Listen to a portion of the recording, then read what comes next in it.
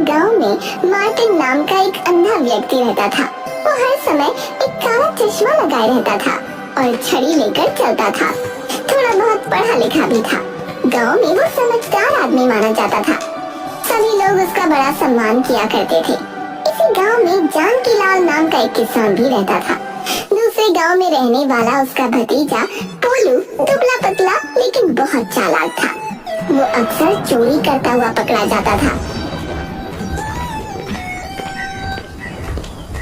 पोलू, तुम अपनी चोरी की आदत से बाज क्यों नहीं आते भाई? हैं? मैं हर बार तुम्हें लोगों की मार से बचाने नहीं आ सकता। एक तो लोगों ने मार मार के मेरा कचुम्बर बना दिया है। देखो ना, पैर में कितनी चोट लगी है और आप है कि मुझे भाषण दिए जा रहे हैं। बेटा, मैं तेरे भले के लिए ही कह रहा हूँ। तू ये जो करता फिरता है ना, ठीक नहीं है। कोई ढंग का मेहनत का काम करना चालू कर दे। पापा, आपको क्या लगता है चोरी करना आसान काम है? बहुत दिमाग लगाना पड़ता है इसमें, तब कुछ हाथ लगता है। बेटा, दिमाग की बात तो तू कर ही मत। वो होता तो तेरी ये हालत नहीं होती। एक तो तू एकदम पतला, हड्डियों का कंकाल है। मुझे हमेशा ये डर लगा रहता है कि कहीं किसी दिन लोग मार मार के तेरी जान ना निकाल दे। पापा, ये तो मेरा प्लस पॉइंट है। मेरी सेहत देख के लोग मुझे ज्यादा मारते नहीं, छोड़ देते। तू हमारे बुढ़ापे का सहारा है, सो तुझे समझाता रहता हूँ और तू हर बात को मजाक में उड़ा देता है। ये सही नहीं है बेटा। आपको पता है मैं ऐसा ही हूँ तो क्यों समझा रहे हो? तू मेरी कोई बात सुनता कहाँ है?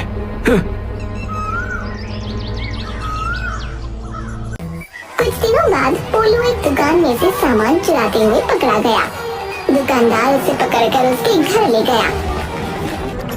इसे घर में बंद करके रखो।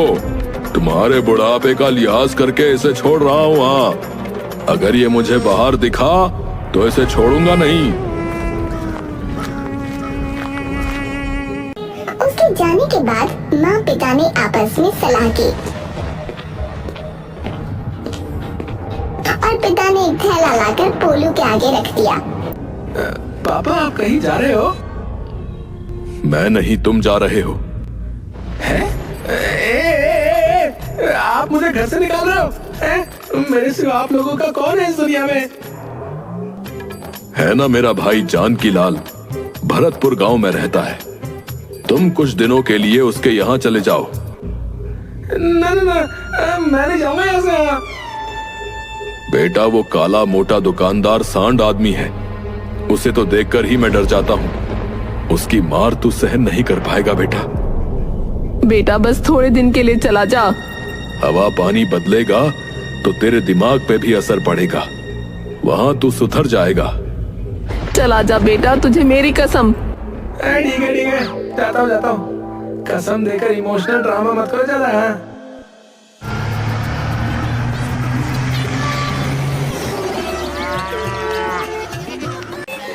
पोलू जानकीलाल के घर रहने आ गया।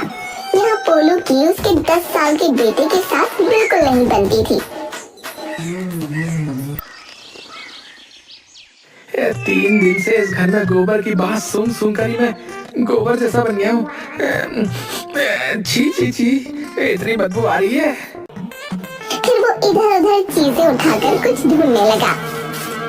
अरे, वो परफ्यूम की शीशी तो यही रखी थी। कहाँ गई? अरे, अजीब बात है, जमीन निकल गई, आसमान खा गया। ये हो ना हो, जरूर सोनू का ही काम है। ए सोनू, अरे ओ सोनू, इधर आ। अरे भैया, मैं तुम्हारी तरह ना बहरा नहीं हूँ जो इतनी जोर जोर से ना मेरा नाम लेकर चिल्ला रहे हो। ज्यादा तेज मत चिल्लाओ, कहीं से कोई किनारा गिर पड़ेगा। अपनी उम्र के हिसाब से बात करा कर, समझा? तूने मेरी वो अच्छा बेटा, तो मेरा शक सही निकला है? मेरी परफ्यूम की शीशी तूने ली है? परफ्यूम लगाएगा? शक्ल देखी अपनी? अच्छा, तो वो शीशी आपकी थी। तभी मैं सोच रहा था कि ये कौन लेके आया है। माँ बाबा तो सेंट लगाते नहीं, लेकिन कुछ भी कहो, सेंट है बड़ा जबरदस्त। जब से लगाकर घूम रहा हूं ना, सब मुड़ मुड़ कर देख रहे हैं, मुड़ मुड़ कर। चल चल, शीशी ला कर दे, चल वापस दे। मुझे बाहर जाना है, बहुत बदबू आ रही है मुझसे, नहीं तो मुड़ने लायक नहीं छोड़ूंगा, तुझे समझा? वो तो खाली हो गई, कुछ मैंने लगाई और कुछ अपने दोस्तों को भी। है खाली हो गई और दोस्तों को लगाने चला है? रुक अभी बताता हूँ तेरे को, रुक। भैया वो शीशी तो मैंने 3 दिन पहले ली थी, आपको अब ध्यान आ रहा है तो मैं क्या करूं? और वैसे भी उस पे आपका नाम थोड़ी ना लिखा था। कहकर वो वहाँ से भाग गया। भाग गया बेटा, ये तेरा घर है ना, इसीलिए बच गया, वरना तू देखता मुझे। पोलू गांव में इधर उधर घूमने लगा। तभी उसने देखा एक बड़े पेड़ के नीचे एक अंधा व्यक्ति काला मोटा चश्मा लगाए कुर्सी पर बैठा है। उसके सामने एक मेज और 2 कुर्सियां रखी हुई हैं। मेज पर चने से भरी प्लेट रखी है और अंधा व्यक्ति मजे से चने खा रहा है। वाह बेटा, क्या मजे है इसके, है? बड़े स्टैंडर्ड वाला अंधा है भाई। कहता हुआ जाकर कुर्सी पर बैठकर चने खाने लगा। कौन हो भाई? तुम इस गांव के तो लगते नहीं। तुम्हें कैसे पता चला कि मैं इस गांव का नहीं हूँ? तुम्हारी आवाज से। आवाज से? पागल बना रहे हो? वो कब सुनी तुमने? अरे अभी तो तुम बोले ना। नहीं, तुमने मेरे बोलने से पहले ही जान लिया था कि मैं यहाँ का नहीं हूँ। जब तुम खुद से बात कर रहे थे तब मैंने तुम्हारी आवाज सुन ली। वाह वाह वाह वाह वाह, भाई अच्छा मजाक है, अच्छा मजाक है। तभी एक आदमी एक खत लेकर वहाँ आया। भैया, जरा इसको पढ़ना, क्या लिखा है इसमें भैया? भैया पढ़ना जरा। पोलू ने खत उसके हाथ से ले लिया और पढ़ने लगा, तो आदमी ने खत उसके हाथ से ले लिया। बुड़बक, तुमको थोड़ा ही ना बोले हैं पढ़ने को। खत को अंधे व्यक्ति मार्टिन की ओर बढ़ाकर, लो भैया लो, जरा पढ़ दो। ये इसे पढ़ेगा कैसे? ये तो अंधा है, इसे कुछ नहीं दिखता है। तभी मार्टिन ने खत लिया और अक्षरों पर उंगलियां रखकर पढ़ने लगा। पिताजी, मैं यहाँ बिल्कुल ठीक हूँ, पढ़ाई भी ठीक ठाक चल रही है।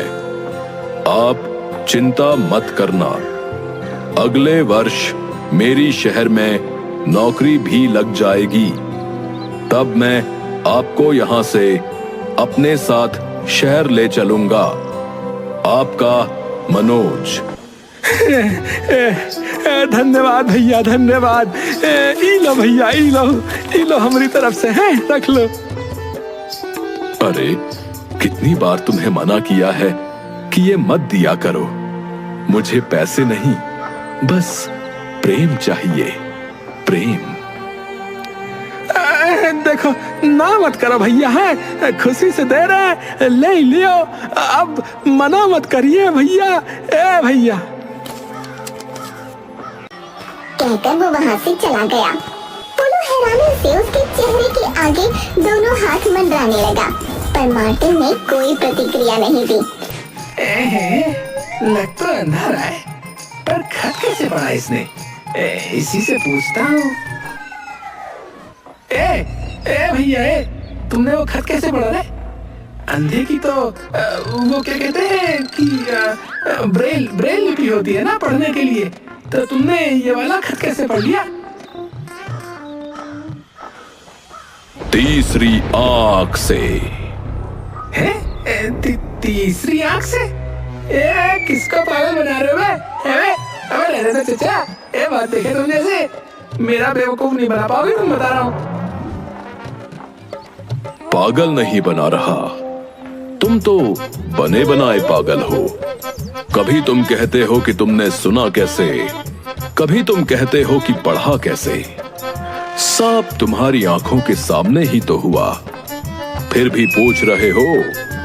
लगता है तुम भी अंधे हो। नहीं नहीं, मुझे सब दिखता है, एकदम साफ दिखता है, एकदम चकाचक। अगले दिन पोलू वही पेड़ के नीचे आके बैठ गया। उसने देखा कि लोग उससे पढ़ने लिखने का काम करवाते और बदले में पैसे देकर चले जाते। तभी दो आदमी वहाँ आए। भैया, हमारी एक चिट्ठी तो लिख दो। हाँ हाँ, क्यों नहीं। एक आदमी मार्टिन से चिट्ठी लिखवाने लगा। भैया, थोड़ा अजीब नहीं लगता है? ये आदमी जो है अंधा होकर भी चिट्ठी पढ़ने लिखने का काम भैया, इनके पास कोई तीसरी आंख है। हाँ है, ये सब कहने की बातें हैं। असल में ऐसा कुछ नहीं होता है। नाम भी क्या है इसका? मार्टिन। वैसे ये जन्म से अंधा है क्या? अरे नहीं भैया, इसका असली नाम मार्टिन नहीं, मोली राम है। मोली राम? ये मोली राम से मार्टिन कैसे बन गया? ये इसी गांव का है। 7 साल पहले पढ़ने के लिए शहर गया था, फिर वापस नहीं आया। वहां इसने अपना नाम बदल लिया और एक एक्सीडेंट में ये बेचारा अंधा भी हो गया। अभी 2 साल पहले ही तो वापस आया है। अच्छा, तो ये कहानी है इसकी। लगता है बच्चू सबको पागल बना रहा है। तभी दोनों आदमी वहाँ से चले गए। मार्टिन भी छड़ी लेकर जाने लगा। अरे तुम कहाँ चलती है भाई? थक गया हूँ, घर जाकर आराम करूंगा। तबीयत ठीक नहीं लग रही। पोलू ने उसे घूर कर देखा। अच्छा सुनो, अगर कोई आए तो उसे मेरे घर आने के लिए कह देना। कहकर वो जाने लगा। अपना नौकर समझ रखा है? उसे जाते हुए देखते हुए। ये मुझे अंधा नहीं लगता, इसको सब दिखता है। पागल बना रहा है सबको। आज अच्छी कमाई हो गई तो अभी भाग रहा है। इसकी पोल खोलनी पड़ेगी। पोलू ने भागकर मार्टिन के रास्ते में एक बड़ा पत्थर रख दिया, पर मार्टिन उसे लांघकर निकल गया। मैंने कहता था इसको सब दिखता है, ड्रामेबाज कहीं का। उसके बाद वो खुद मार्टिन के रास्ते में आकर खड़ा हो गया, पर मार्टिन रुका नहीं। उसने पोलू को जोर से टक्कर मार दी और वो गिर गया। अंधा कहीं का, दिखाई नहीं देता तुझे? मुझे तो दिखाई नहीं देता, पर तू तो देख सकता है ना। रास्ते में आकर खड़ा हो गया। वो वहाँ से चला गया। बेटा, तुझे ना छोड़ूंगा नहीं यहाँ। इसका बदला तो लेकर रहूंगा मैं। हाँ, लेकर रहूंगा। पोलू छिपकर मार्टिन का पीछा करने लगा। मार्टिन ने अपने घर जाकर दरवाजा बंद कर दिया तो वो खिड़की से झांकने लगा। मार्टिन बिस्तर पर जाकर सो गया तो वो खिड़की से अंदर घुस आया। ये घड़ी का क्या करता होगा यार? उसने कपड़ों को खंगाला, कुछ ना मिला। एक कंगाल कहीं का, शहर से भागकर आ गया कामचोर साला। यहाँ ऐश कर रहा है, ऐश। पोलू ने उसकी अलमारी धीरे से खोली। उसमें एक तिजोरी थी। उसने यहाँ वहाँ देखा तो कुछ न देखा। पोलू मार्टिन के बिस्तर के पास गया तो मेज पर एक पेन रखी थी। पोलू ने धीरे से वो पेन उठाई और तिजोरी खोल दी। उसमें रुपयों से भरा एक डिब्बा रखा था। ये मार्टिन तो गुरु घंटाल आदमी है। जो भी हो, मुझे इससे क्या, मेरा काम तो हो गया। उसने डिब्बे में से रुपये निकाल कर जेब में रखे और तिजोरी बंद करके पेन वापस रखकर आने लगा तो उसकी नजर मेज पर रखी सिक्कों पर पड़ गई। उसने उठाने के लिए हाथ बढ़ाया, तभी मार्टिन ने अंगड़ाई ली। मार्टिन ने उठकर मेज से पानी का गिलास उठाया और उसे पोलो के मुंह पर फेंक दिया। अरे पानी गिर गया। फिर वो छड़ी लेकर रसोई की ओर गया और पोलो भी उसके पीछे जाने लगा। साले मेरे मुंह पर पानी फेंकता है। रुक साले। तभी पोलो का पैर नीचे रखे डिब्बे से टकरा गया और वो भागकर कोने में छिप गया। कौन है वहाँ? अरे मैं तो बेकार में छिप रहा हूँ। ये अंधा है, इसे कुछ दिखता थोड़ी है। तभी मार्टिन ने पैर लगाकर उसे गिरा दिया। लगता है कोई मोटी बिल्ली घुस गई है। उसने छड़ी से पोलो की खूब पिटाई की। पोलो के चीखने की आवाज निकल गई। हैं? ये तो उसी आदमी की आवाज है। पोलो ने अपने मुंह पर हाथ रख लिया, फिर बिल्ली की आवाज में रोने लगा। म्याऊ म्याऊ म्याऊ म्याऊ म्याऊ म्याऊ म्याऊ। बिल्ली ही है। पोलो खिड़की से कूदकर भाग गया। अगले दिन पोलो ने देखा कि आज मार्टिन के पास काफी काम है। आज तो बहुत से लोग आए हैं इसके पास। अच्छी कमाई हो गई होगी इसकी। ये रुपए मेरे हैं अब। दोपहर को मार्टिन घर जाने लगा तब पोलो छिपकर उसका पीछा करने लगा। उसने देखा कि मार्टिन छड़ी पटकता हुआ घर की ओर न जाकर कहीं और जा रहा है। अरे इसका घर तो उधर है, ये वहाँ कहाँ जा रहा है? अंधा कहीं का, रास्ता भूल गया होगा। आज इसके पास बहुत माल है, काश हाथ लग जाए। अरे मार्टिन भैया, कहाँ जा रहे हो? मैं मदद कर दूं? हाँ भैया हाँ, अच्छा हुआ जो तुम आ गए। मैं जंगल की तरफ जा रहा था। अकेले थोड़ा डर भी लग रहा था। जंगल में? ये देखो, मेरी आंखें कल से जलन हो रही है। पोलो ने उसकी आंखों में देखा तो उसने अपनी दोनों आंखें विपरीत दिशाओं में घुमा ली। ये देखकर पोलो का सिर घूम गया। भैया भैया, पहले तो अपना चश्मा पहनो भैया। देखी मेरी आंखों की हालत। जंगल में एक जड़ी है, मैं उसी का रस अपनी आंखों में डालता हूँ। खत्म हो गई है, इसलिए लेने जा रहा हूँ। अच्छा हुआ तुम आ गए। यार, ये कहाँ फंस गया बे? मार्टिन ने उसका हाथ पकड़ लिया और चलने लगा। दोनों जंगल में पहुँचे।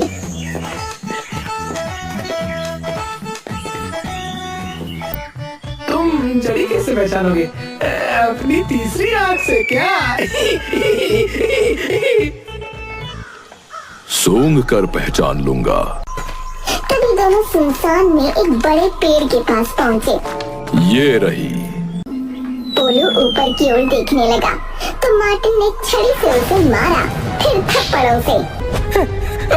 अबे अबे आई हुई आई अबे ये क्या कर रहा है? अबे चल बे, मेरे रुपए चोरी करता है।